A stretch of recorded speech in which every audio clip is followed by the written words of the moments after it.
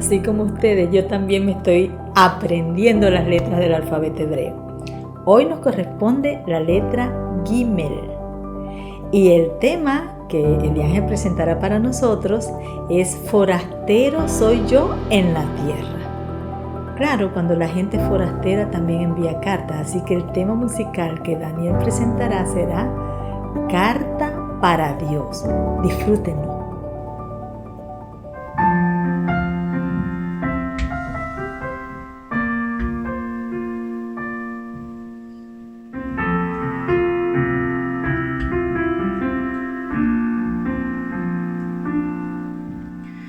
Hoy vengo a ti, necesito tu luz, mis promesas hoy te vuelven a fallar. Entendí que pecar es estar lejos de ti, igual me abrazas y vienes a mí. ¿Cómo has hecho para soportar los pecados del mundo? Si tan solo los míos no consigo llevar. ¿Ya dónde iré si no te tengo? Es que andando de tu mano es tan fácil vivir, en ti hallé mi consuelo, aumenta mi fe todo a ti. Te entrego mi Señor, hoy vengo a ti, necesito más fuerzas, mi pasado hoy me acusa otra vez, pero sé que en la cruz mi nombre pensabas, sabiendo que este día iba a llegar. En tus palabras encuentro remedio a mi alma, en las llagas de tus manos, perdón a mi corazón. ¿Ya dónde iré si no te tengo? Es que andando de tu mano es tan fácil vivir, en ti hallé mi consuelo, aumenta mi fe todo a ti. Te entrego mi Señor, hoy vengo a ti, necesito más de tu luz.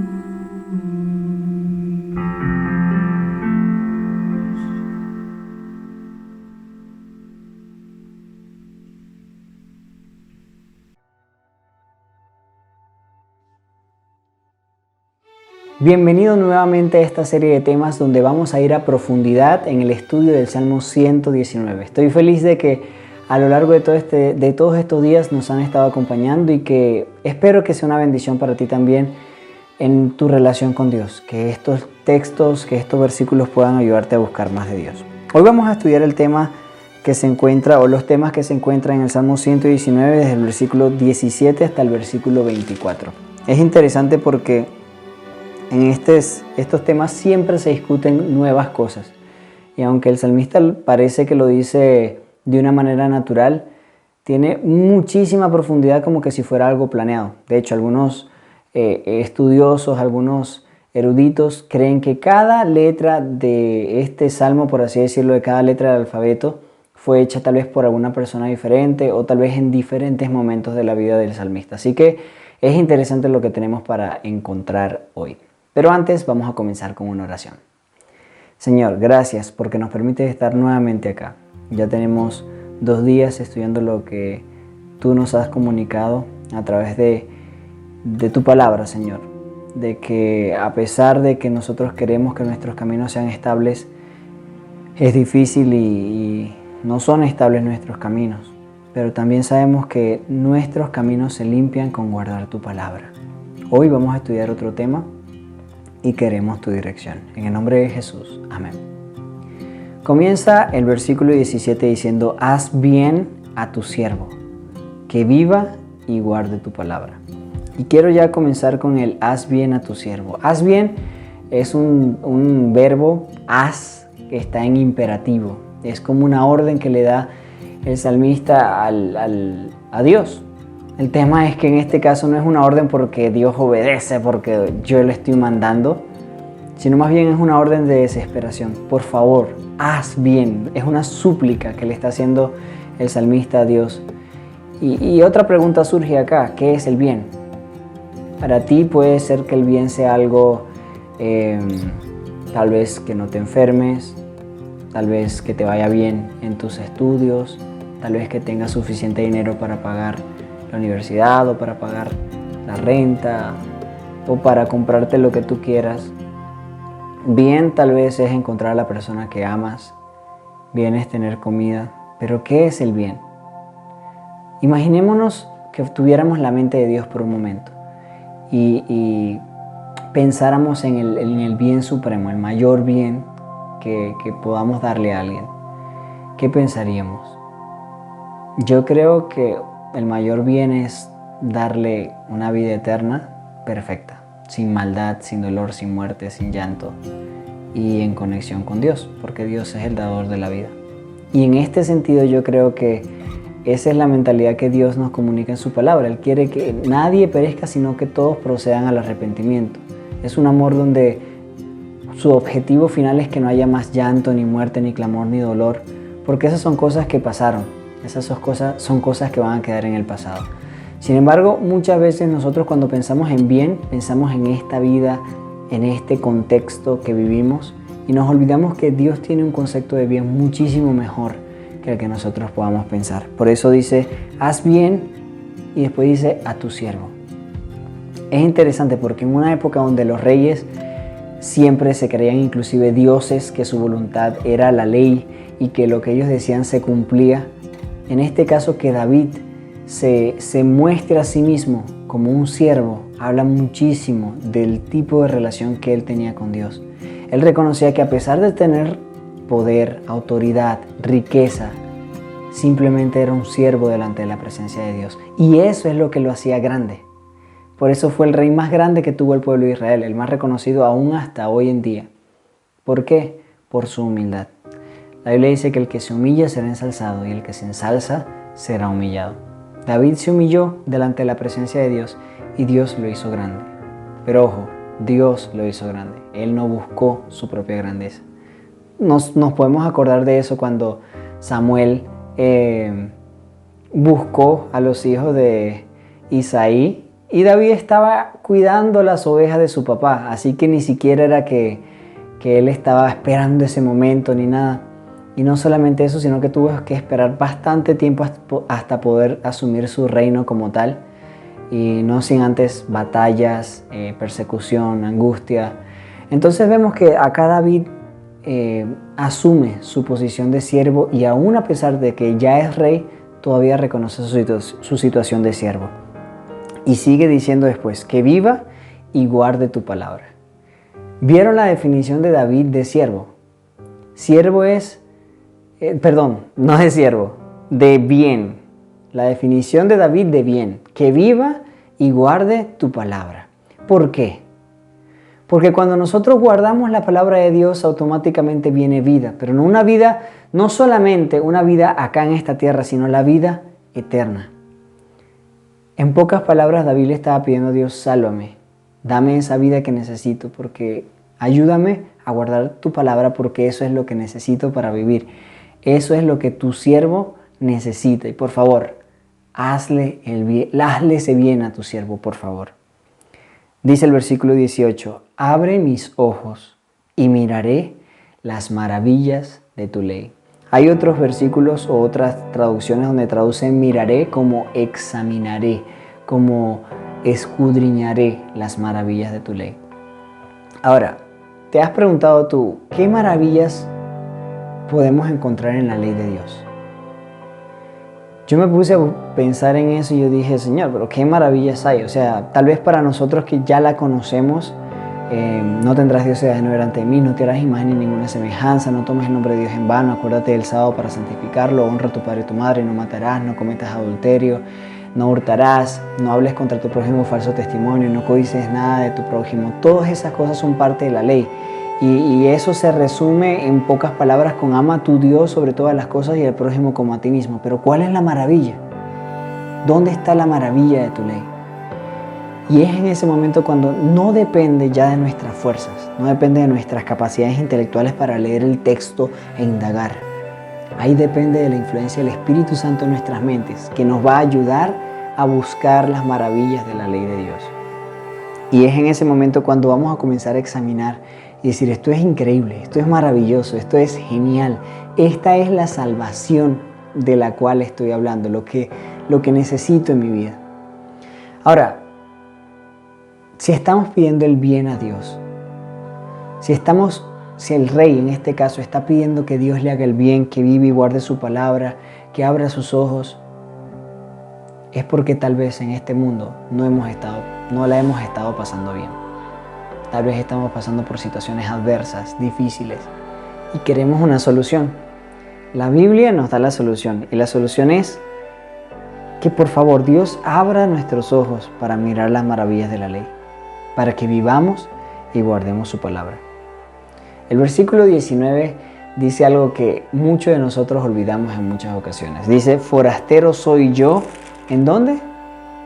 En la tierra. No encubras de mí tus mandamientos.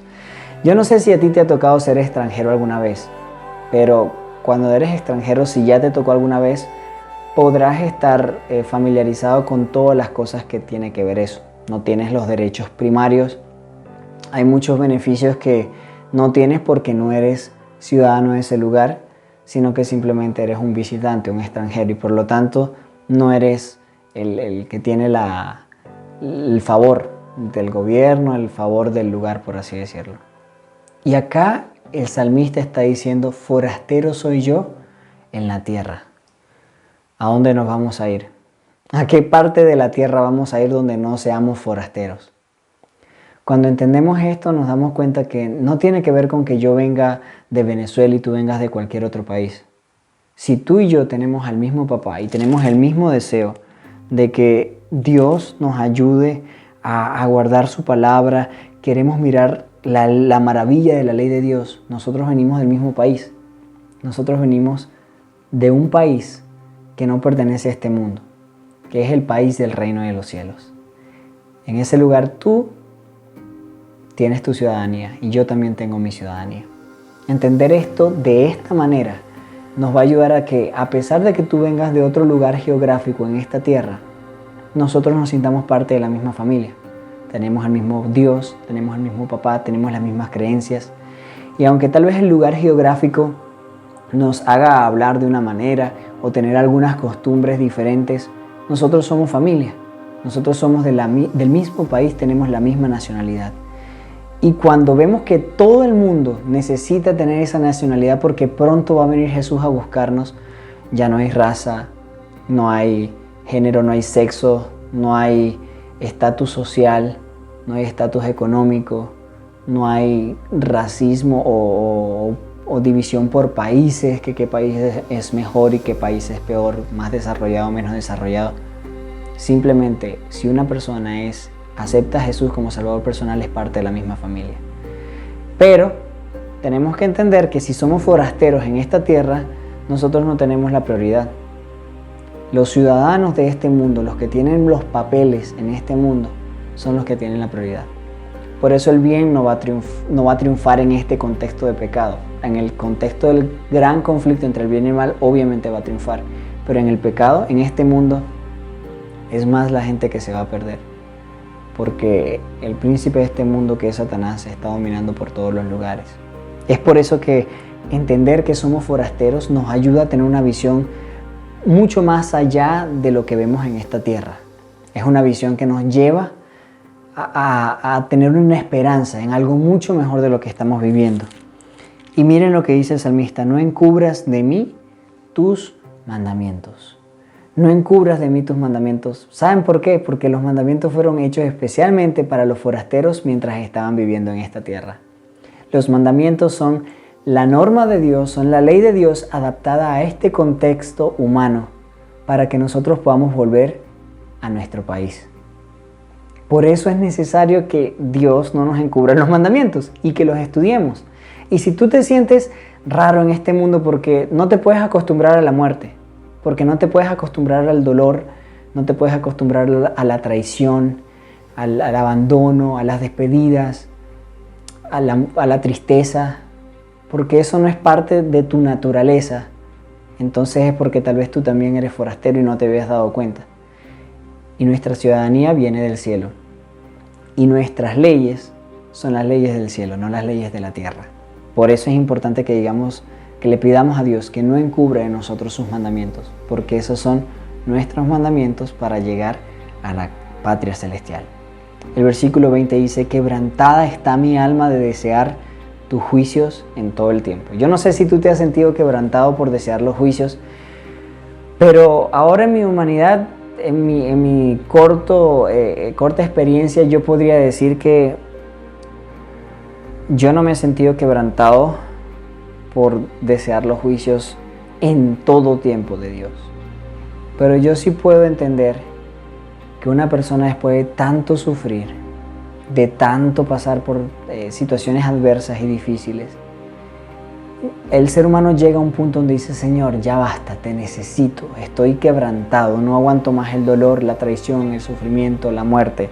Y es en ese momento cuando yo entiendo el quebranto, porque solamente cuando pasamos por esa situación tal vez entendemos lo que significa estar cerca de Dios y vivir una relación con Él. Mientras todo parece que está bien, como que no sentimos la necesidad de Dios, pero automáticamente cuando las cosas van mal, nuestra necesidad de Dios aumenta. Y es en ese momento cuando nuestra alma se quebranta por desear los juicios de Dios en todo tiempo. Toda la verdad de Dios, su justicia, su misericordia en nuestras vidas. Versículo 21. Reprendiste a los soberbios, los malditos que se desvían de tus mandamientos. Aquí vemos al salmista describiendo lo que hace Dios con los malos. Y eso también refleja una bendición para los buenos. Y déjenme decirles por qué. Muchas veces se juzga a Dios de que Dios ataca, de que Dios tal vez reprende o permite el mal para algunas personas. Pero en este caso particular, está hablando de que Dios reprende a los soberbios, a los malditos, a los que se desvían de sus mandamientos. Y esa reprensión es un llamado de atención. Humanamente hablando, una reprensión sería un castigo, pero desde el punto de vista de Dios, la reprensión hace referencia a un llamado de atención hecho con amor, porque ninguno de estos malditos o soberbios están sin oportunidad de arrepentimiento. Todos ellos están con oportunidad. Y vean por qué usa el verbo reprender, reprendiste. Reprender es llamar la atención, tal vez castigar con la intención de que la persona se arrepienta. No es con una intención de dañar, de matar, sino con una intención de buscar arrepentimiento. Y sigue diciendo: aparta de mí la deshonra y el menosprecio, porque he guardado tus testimonios.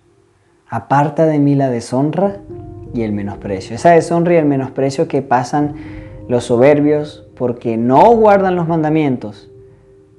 Pidámosle a Dios que la aparte de nosotros cuando estemos guardando los mandamientos. Ahora, recuerden lo que estudiamos en el primer día. Nosotros no guardamos los mandamientos para ser salvos.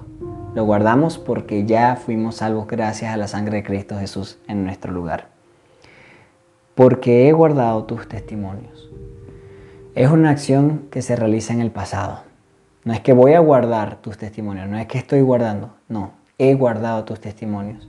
Y en base a nuestra actitud nosotros podemos clamar las bendiciones de Dios, la protección, que quite de nosotros la deshonra y el menosprecio. Versículo 23. Príncipes también se sentaron y hablaron contra mí, mas tu siervo meditaba en tus estatutos. Y es interesante acá cómo usa el lenguaje nuevamente el salmista. En primer lugar utiliza la palabra, en esta versión se dice príncipes, pero en otros lugares son como los principales, los jefes. Nosotros sabemos que David tenía como príncipes o principales a sus miembros de su propia familia. Nosotros sabemos que Joab, por ejemplo, era su primo, era hijo de una de sus hermanas, Sarbia, y vemos también que otros príncipes, como Absalón, tal vez como sus hijos, inclusive sus jefes, sus principales, en algún momento de la vida se le rebelaron contra él. Y tal vez esto hace mucho sentido cuando entendemos que él los menciona como príncipes, como jefes. A ellos sí los menciona así, pero él asimismo se llama siervo nuevamente. Ese contraste, él es el rey y ellos son los príncipes, pero cuando es de la presencia de Dios, ellos pueden ser príncipes, yo soy un siervo. Y esa actitud es maravillosa. Dice, príncipes también se sentaron y hablaron contra mí. Y eso no es un hablar de chismosear, no es un hablar de mira que el reino hizo esto, o lo otro. Este hablar es un hablar de planear algo mal para el rey, dañar su reputación, dañar su reinado, inclusive matarlo. Y nosotros vemos eso en muchísimas ocasiones. Y uno de los hechos más rotundos fue cuando Adonías, uno de sus hijos, se rebeló e inclusive Joab fue para apoyarlo. Así que vemos que aún su principal jefe del ejército estaba en contra de él en algún momento, y Adonías, que era su hijo mayor, para ese momento también se le rebeló. Así que vemos que la desesperación del rey es tanta que dice, se sentaron y hablaron contra mí, pero más tu siervo meditaba en tus estatutos. ¿Será que tú en un momento de angustia o dificultad buscas meditar en los estatutos de Dios? ¿Es esa tu escapatoria? ¿Qué es lo que te ayuda en un momento de dificultad? Yo admiro muchísimo a David porque en los momentos difíciles su refugio era Dios. Y ese tiene que ser nuestro refugio también. Cuando entendemos que somos forasteros en esta tierra, nuestro refugio es volver a nuestra tierra, aunque sea en la mente, al cielo, a la vida en el cielo, sin dolor, sin traición. Y ese era el refugio de David. Decía, más tu siervo meditaba en tus estatutos. Nuestro refugio es en la palabra de Dios. Acá vamos a encontrar vida cuando sintamos que estamos muriendo. Acá vamos a encontrar esperanza cuando parece que se ha perdido. Cuando hay traición, acá encontramos un amigo sincero. Cuando hay dolor, acá encontramos gozo, el gozo de la salvación. Dios proveyó su palabra para que podamos disfrutar, para que el gozo de la palabra de Dios sea más fuerte que la angustia que nos puede generar el mundo, las traiciones, el dolor. Es un gozo eterno, es un gozo que viene del cielo, es un gozo celestial. Mas tu siervo meditaba en tus estatutos. Y aquí dice la razón por la cual meditaba. Pues tus testimonios son mis delicias y mis consejeros. ¿Te deleitas tú en la palabra de Dios? ¿Buscas a Dios como una delicia y lo disfrutas y dices, Señor, me encanta estar contigo? ¿O simplemente lo haces por compromiso? Cuando entendamos que la palabra de Dios es una delicia y que busquemos de Él a diario, porque no podemos estar sin la delicia que es la palabra de Dios, en ese momento nuestras preocupaciones, nuestro estrés, nuestra ansiedad va a quedar a un lado. Y cuando estemos haciendo eso vamos a decir, sí, está bien, pero más nosotros nos mantenemos firmes en la palabra de Dios. Pues tus testimonios son mis delicias y mis consejeros. Y esta palabra consejero hace muchísimo sentido en el contexto de David, porque cada rey tenía sus consejeros, que eran las personas de más confianza. Ellos eran los que delimitaban los planes de guerra, las acciones que tenía que hacer el rey para poder afirmar su reinado. Y en este caso David se da cuenta que los consejeros humanos le dieron la espalda. Lo menciona en el versículo anterior. Príncipes también se sentaron y hablaron contra mí. Pero entonces él dice, pero tus testimonios son mis consejeros. Ahora, ¿qué mejor consejero que Dios? Cuando tú tengas alguna duda, alguna situación difícil en la cual necesitas una ayuda, ¿qué mejor consejero que la palabra de Dios? Hay un tema que el pastor Bullón comenta, creo que es el pastor Bullón, y él dice, hay un libro, no sé si es un libro, el título de un tema, no sé muy bien qué es lo que es, pero lo que dice es, teme a Dios y haz lo que quieras. Porque cuando tememos a Dios, lo que vamos a querer naturalmente va a ser hacer su voluntad. Vamos a querer hacer lo que Él quiere que nosotros hagamos. Y eso va a ser nuestra delicia.